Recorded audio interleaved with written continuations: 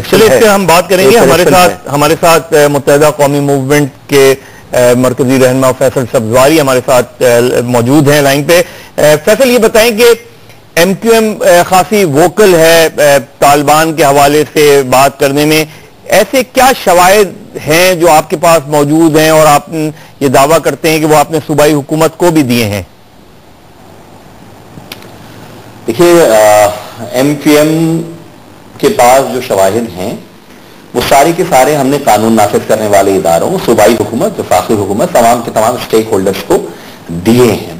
उनमें अखबारी इत्तलात से लेकर इंडिपेंडेंट मीडिया रिपोर्ट्स से लेकर CID स्पेशल ब्रांच, इन सब की अपनी रिपोर्ट्स भी शामिल हैं।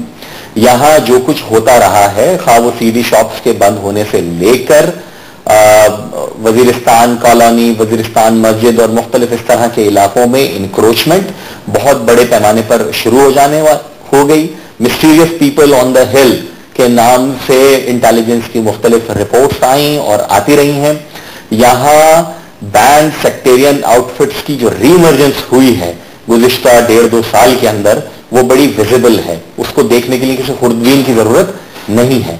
यहां बैतुल्ला महसूद के दाएं बाएं लोगों की प्रेजेंस की इतलात स्पेशल ब्रांच ने, CID ने दी। न सिर्फ दी बल्कि वो लोग गिरफ्तार होते रहे हैं। यहां खुदकुश बम्बार और खुदकुश बम्बारों को बनाने वाले लोग कराची शहर से गिरफ्तार हुए हैं। यहां बैंक डकैतियां जहां फाटा के हवाले से हुई, जहां लोगों को अगवा बराए तावान की वारदातें हुई, जो कि in connection with the activities of Taliban and pro Taliban people थी, वहीं के वहीं आप अगर देखें तो मुख्तलिफ लोगों की प्रेजेंस के बारे में BBC की आप रिपोर्ट देख लीजिए, जिन्होंने एक तालिब लीडर से कराची में इंटरव्यू किया है। उसमें हुकूमत इसकी तरदीद क्यों करती रही है? कर रहा है, मौलवी उमर का स्टेटमेंट आया। ये सिंध हुकूमत इसकी तरदीद क्यों करती रही है? ये बताएं कि अगर आप किस तरीके से मुकाबला करेंगे आप?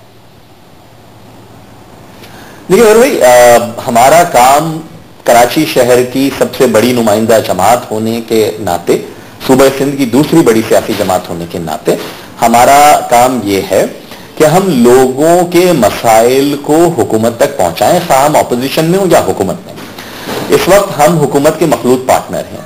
हमने न सिर्फ ये कि नहायत शद्दोमद के साथ ये इंतहाई अहम मसला, जो कि पूरे पाकिस्तान की सालमियत का मसला है, और खुदा न खासा अगर ये मसला बहुत तेजी से जो कि आगे बढ़ रहा है, ये उठ गया, एक दफा इसने सर उठा लिया, तो फिर ये सिर्फ MQM का मसला नहीं रहेगा, ये फिर सिर्फ शहर कराची का मसला नहीं रहेगा। तो क्या MQM तालिबान का मुकाबला करेगी क्या? देखिए, MQM एक सियासी जमात है, उसका काम है लोगों को पॉलिटिकली मोबिलाइज करना, वो हम कर रहे हैं। हमारा काम था कंसर्न क्वार्टर्स को बतला देना, दुनिया को दिखा देना कि जो ग्रास रूट लेवल पे लोग हैं उनके क्या ख्यालात हैं। और ये ख्यालात माइंड यू कि हमारे नए नहीं हैं। MQM ने अपने कयाम के बाद से जो सबसे बड़ी कोशिश की वो ये की कि यहां शहर कराची में जो फिरका वाराना तनाव, कशीदगी और फसादात होते थे वो रुकें, और अल्हम्दुलिल्लाह ऐसा नहीं हुआ। जब यहां सेक्टेरियन बुनियादों पर टारगेटेड किलिंग हुई है, हमने उसको रोका है। हम साल 2001 से लेकर आज तक मुताद्दिद दफा, खा वो हुदूद ऑर्डिनेंस का मसला हो, खा वो टेररिज्म का मसला हो, खा वो खवातीन की प्रोटेक्शन का मसला हो, या लाल मस्जिद का मसला हो, या फिर क्लाशनकोव बर्दाश्त शरीयत का मसला, हम लोगों के सामने इस इशू को लाते रहे, मोबिलाइज करते रहे। लोगों को हमने ये आगाही दी है कि रियासत और हुकूमत कि हमें मदद करनी है इस इफरीत से निपटने के लिए। जहां तक मुकाबले की बात है, मगर भाई निहायत अफसोस के साथ मैं ये कहूंगा कि पाकिस्तान में तो अब ये रीत डाल दी गई है कि जिसके पास जितनी ज्यादा बंदूकें हैं उसके साथ जिरगा कर लो, उसके साथ मुआहिदा कर लो। कराची के तो लॉ अबाइडिंग सिटीजन हैं, वो इन वहशियों और जंगजुओं का शायद बंदूक के जोर पर तो मुकाबला ना कर पाए, लेकिन वो इतने केपेबल जरूर हैं कि अपने आज़म और अपने वलवले से इन पाकिस्तान और इस्लाम दुश्मनों को जरूर रोक सकें। लेकिन फैसल, MQM पर यह इल्जाम लगता रहा है और खासतौर पर मजहबी जमातें इल्जाम लगाती हैं कि ये बयानात आप जो तालिबान के खिलाफ दे रहे हैं, ये अमेरिका और बैरूनी इशारे पे कर रहे हैं आप। अगर कोई हमसे ये तवक्को रखता है कि हम शहर कराची में भी किसी ऐसे ही मसले को पनपने दें जैसा सवात में या मलकंड में या और दीगर हिस्सों में मुल्क के हुआ है, तो मेरे ख्याल में ये इंतहाई बददयानती होगी और एमक्यूएम कभी भी ऐसा नहीं करेगी। पहली बात तो ये कि उन तमाम नाम निहाद मजहबी सियासी जमातों को लोग मुस्तरद कर चुके हैं। आज पाकिस्तान के तमाम बाशऊर लोग इस बात से पूरी तरह बाखबर हैं कि ये किसी और की नहीं, मेरी और आपकी जंग है। मेरी बेटियां स्कूल में जाती हैं मदर भाई, कोई उनके स्कूल को तबाह करना चाहे मैं ऐसा नहीं होने दूंगा। खा मुझे किसी का भी एजेंट कहा जाए, यह हर फर्द का जाती एजेंडा है, यह हर मुहिब्बे वतन पाकिस्तानी का एजेंडा है और इसे एमक्यूएम टो करती रहेगी। फैसल, ये बताएं कि एमक्यूएम ने पीपल्स पार्टी और एएनपी पर अभी हाल ही में चंद दिनों पहले बड़ा संगीन इल्जाम लगाया है कि वो क्रिमिनल एलिमेंट्स उनके अंदर मौजूद हैं। क्या और आईजी और सीसीपीओ की जो है बरतरफी का भी मुतालबा किया। क्या ये मुतालबात अब वापस ले लिए गए हैं?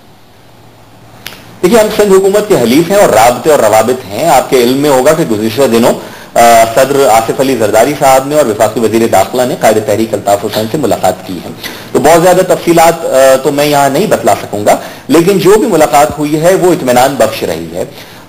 उस मुलाकात में भी सदर साहब के सामने हमने बहुत सारे इश्यूज गोशगुजार किए, जिनमें नहायत अहम था जराइम पेशा अफराद और लैंड माफिया की कराची में बढ़ती हुई सरगर्मियां, जिस पर सदर साहब ने यकीन दहानी कराई कि उसको देखेंगे और अपने दौरे अमरीका और बरतानिया से वापसी के बाद इस इशू को मजीद माइन्यूटली देखेंगे। तो we are waiting and we are hopeful. आखिर भी बता देंगे, ये जो बयान है आपका, ये तो 2 दिन पहले आया है। ये बयान तो उन मुलाकातों के बाद दिया गया है राब्ता कमेटी की तरफ से। हाँ, उसमें लेकिन इसका जिक्र जरूर है कि उसमें सदर साहब ने ये यकीन दहानी कराई थी। राब्ता कमेटी देखिए मुत्तहिदा कौमी मूवमेंट की सेंट्रल बॉडी होने के साथ साथ जिम्मेदार है इस शहर कराची के लोगों की, जिनकी अक्सरियत ने हमें वोट दिया है। न सिर्फ सूबे की दूसरी बड़ी सियासी जमात और मुल्क की तीसरी बड़ी सियासी जमात की वो मरकजी राब्ता कमेटी है, बल्कि आम लोगों की नुमाइंदगी भी करती है। आम आदमी अगर जिंदगी, उसकी जान और माल हिट हो रहे हों जराइम पेशा अफराद से और उनकी बदकिस्मती के साथ कहीं ना कहीं किसी ना किसी सतह पे पेट्रनाइजेशन की जाती हो, क्रिमिनल एलिमेंट जिनके कब्जे से खुदकुश बम्बारों की जैकेटें मिलें, शार्पनर्स मिलें, एक्सप्लोजिव्स मिलें, उनको भी अगर पॉलिटिकल वर्कर कहकर मसाइल को पॉलिटिसाइज किया जाएगा तो फिर ये राब्ता कमेटी का काम है कि ऐसे मसाइल को आवाम के सामने लाना। बहुत बहुत शुक्रिया फैसल सब्जवारी हमसे बात करने का। क्या समझते हैं जो इस वक्त एमक्यूएम ने अपना एक पॉइंट ऑफ व्यू, उसमें 2 चीजें हैं। एक तो उन्होंने कहा कि ये सारी एविडेंसेस हमने दी हैं। सिंध हुकूमत से अभी शामी उनकी सूबाई वजीर इत्तला से बात हो रही थी, वो कहते हैं जी हमें कोई एविडेंस नहीं मिली। अब ये चीज कहां प्रूव होगी? कौन कहेगा कि ये जो इनके खदशात हैं वो दुरुस्त हैं? गवर्नमेंट क्यों अवॉइड करना चाह रही है? मेरे ख्याल में इसमें तो उन्होंने खास तौर पे बड़े वाज़ेह अंदाज में कहा है, पूरी फैक्ट्स दिए हैं, डिटेल्स दिए हैं कि कौन से लोग जो हैं वो किस किस्म की जराइम में